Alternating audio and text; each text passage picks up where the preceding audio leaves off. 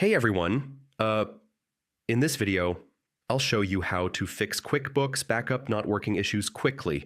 If you're trying to back up your company file and it's failing or showing errors, it can be really frustrating, especially when protecting your financial data is important.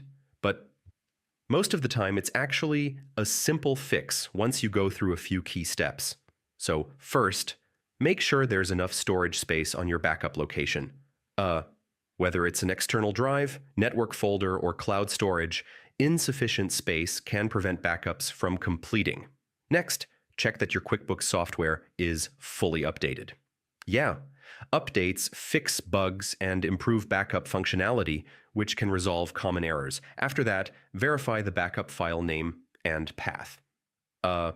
Avoid special characters or extremely long file paths because QuickBooks may not process them correctly. Also, run QuickBooks as an administrator when backing up. Permission issues can block access to files or folders, causing backups to fail, and temporarily disable antivirus or firewall software.